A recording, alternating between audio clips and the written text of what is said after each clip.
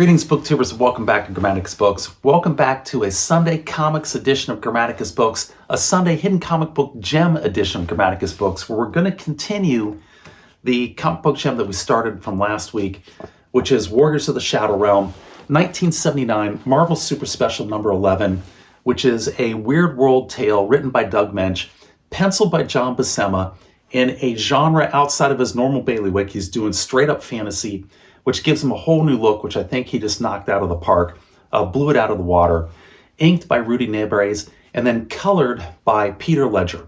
And Peter Ledger comes in here in this super special, and he revolutionizes Marvel's color reproduction technique with these just absolutely spectacularly painted panels on here.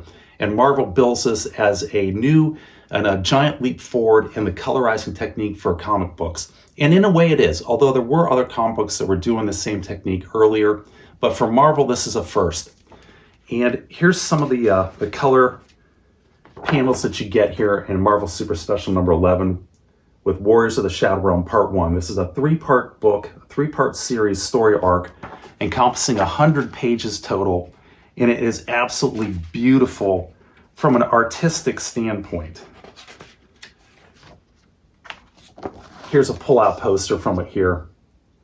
Just gorgeous colors, rich, vibrant colors that you don't normally see in a comic book. You certainly don't see these days, with very fine gradations and layering going on in it that were just spectacular, and that's through this entire comic book.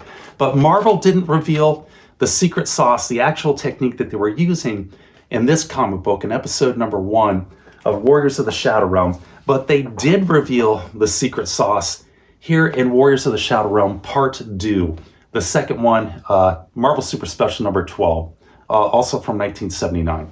So I'm going to go over the story here. The story in this, the artwork is fantastic. It's an absolute masterpiece of artwork. The story, not so much. The story here in number 1 was basically just a straight-up copy of J.R.R. Tolkien's Lord of the Rings, Fellowship of the Ring. And this ends with the Dark Riders going into the city of the Seven Dark Delights. Think the Dark Riders from Fellowship going into Bree, and that is exactly what you got going on here.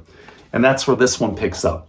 So I'll cover the story here in number 2 very briefly, and then we'll go into what was that new revolutionary color reproduction technique in 1979 that wouldn't be so revolutionary now. And I think a lot of you out there can probably guess what that color revolutionizing technique was. But Shadows of the Warrior Realm, issue number 2, there you got the credits page. Even the credits page is painted. And you've got a nice poster here on the inside for Weirdworld and Warriors of the Shadow Realm. Just beautiful, beautiful pencils by John Buscema and the colors by Peter Ledger. And the story picks up with our heroes, the elves, Tyndall and Valana, who are in the city of Dark Delights. And the Dark Riders come in searching for the Savage Elf. The Savage Elf followed them into the Great Marsh on the way over to the city of Seven Dark Delights. He's being pursued by the Dark Riders, and they eventually catch and kill the Savage Elf, but not before the Savage Elf. Here he is being killed up here with a bunch of shurikens on a rooftop. Not before the Savage Elf drops a bag full of gems down to our heroes, Tyndall, Valana, and Mudbutt, the dwarf who accompanies Tyndall and Valana. And now they're in possession of these Darkland gems that are in this bag, and they have to find out what they are and see if they can destroy them. And again, think Lord of the Rings. You've got the one ring now that has fallen into the hands of our heroes, our fellowship, so to speak, here in the city of the Seven Dark Delights. Think Bree from the Fellowship of the Ring. And now they have a quest where they're going to have to somehow dispose of these Darkland gems. And the rest of the magazine here, the rest of the story, is basically just background on the Darkland gems and the Dark Wizard Darkland, who created the Darkland gems. And in order to get that backstory, they visit the good wizard. Let me flip to him here. Zarthon, in Zarthon's wizardly home in the middle of the lake. Another great just painting, fold out double spread painting here by Buscema and Peter Ledger. Just beautiful, beautiful work. while this just absolutely masterful artwork continues in this kind of mediocre story. And then you get your first look at Zarthon up here. And I really love John Buscema's rendering here of Zarthon, putting him into like an Oriental style garb. It really works great. And then Zarthon gives you the backstory on the Darkland gems. And here you're in Zarthon's study. And this is just a terrific layout. It is a very professional, very well thought out layout by John Buscema that is designed to keep your eye on this page as long as possible. This is a master cartoonist, a master comic book artist, just exhibiting his skill. So he puts our heroes, frames them in the open doorway, which is light, which draws your eye to the light. You've got Mudbutt looking to his right, who then is looking over here to all these items that are inside of the wizard's lounge, and they're arranged in a circle. So his eyes draw you over to here. Your eyes follow all these items that you're looking at, all these decorations and work items that the wizard Zarthon has, and they lead your eye in a circle right around to Zarthon, and then he's looking back at our heroes, so it takes your eye back to them in the doorway, and then you start the process again where you have a big open space in the center, so that your eye's not drawn there. It just continually goes in a circle and stays on the page as long as possible, just absorbing every detail. And that is the mark of a master penciler who knows how to lay out a page. And that is why John Buscema is one of the greatest comic book artists of all time, in my opinion. Just looking at his layouts and his pencils there, fantastic stuff. And again, it's outside of his normal bailiwick. It's not sword and sorcery, it's not Conan, it's not superhero, it's straight up fantasy, dark elf, Lord of the Rings type of stuff. And he just really has a great style he develops for it that's totally unique and outside of his bailiwick, which is another reason why I really appreciate these magazines. So Zarthon gives you the backstory to the Darkland gems. There he's explaining their history. And then at the end of it, he talks about the Dark Wizard Darkland here, where you've got shades of Michelangelo going on with the two worlds in the hands by John Buscema. And then they're going to go on their quest here in the final episode in order to wrap this up. But after that, after the story concludes, you get this article in the back, which is how this book came to be. And it explains in detail Peter Ledger's colorizing process here for Warriors of the Shadow Realm Part 2. And the secret sauce is airbrushing in inks. So Peter Ledger is coming in here, he's doing airbrushing, he's doing it in layers, he's doing it in a style and a technique that was probably developed by Richard Corbin. That's my guess.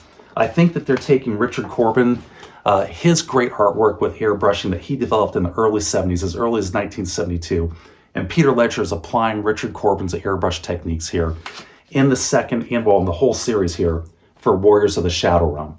And there you've got Peter Ledger also doing this work on the back with a ad for Marvel's Epic. So Richard Corbin, famous for his Den of Earth. This is part 1 of Den of Earth, Neverwhere, which is a fantastic comic book. This is from Fangor Comics from 1978. So 1 year before the start of Warriors of the Shadow Realm. And you can just see his technique here for coloring that he does with his Den of Earth. And the technique that Richard Corbin developed, and he was sort of a pioneer in it, is that he would use airbrushes and he would also use mechanical layering with mechanical plates that they then would process one plate at a time with different levels of color, adding the color and stacking them up on top of each other. And his exact process, Richard Corbin's process, is actually outlined here in the Complete Book of Cartooning. And it shows you here in the Complete Book of Cartooning a Richard Corbin airbrushed and mechanically layered plate. And this is from Fever Dreams in 1972.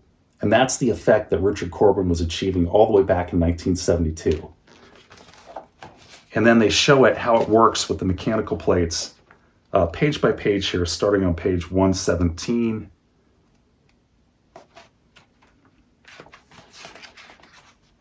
So here's your first plate. It's going to be your black plate, which is just going to be your solid black inks.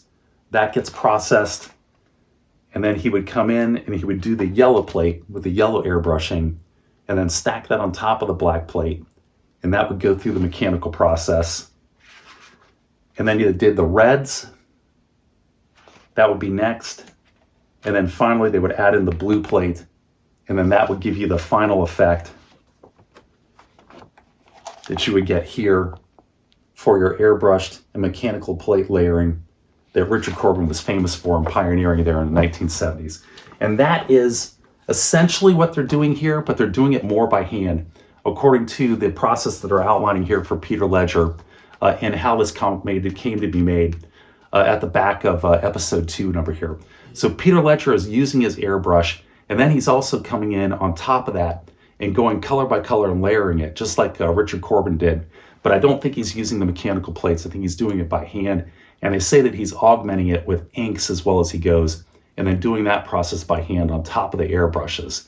And once he finishes that process, they send it to Rudy Nebres, and then Nebres would put the inks in last, and that would be the last process here in order to produce this just spectacular comic book that you get into your hands here, which is Warriors of the Shadow Realm Part 2. And that is the story of Warriors of the Shadow Realm Part 2. Next week, I will conclude it, and we'll focus in on the story and see how good the story is here with Part 3. Again, they made a ton of these. They mass-produced these things. You can find them everywhere in comic book stores. They're easy to find. They're little. They've fallen out of memory. There's not a lot of people who remember these issues, but the artwork in here is absolutely to die for, even if the story is very, very repetitive and reminiscent of J.R.R. Tolkien. And in fact, I think that's being kind, stating it in that manner. But the conclusion here, we're going to see if it goes down that track, if it follows J.R.R. Tolkien, or if Doug Moench, the creator of Weirdworld, can take this in a different direction. But that's going to be a story for next week. So tune in for Sunday Comics next week, where we'll conclude this 3-part episode with these 100 pages of Weirdworld with Warriors of the Shadow Realm. And we'll see how the story finishes out here, and if it can match up to the just absolutely superb and masterful artwork that is shot through all 3 of these episodes. And with that, I've rambled on for long enough. I'm going to wrap this one up. Say take care, be safe, and I'll catch you guys next time.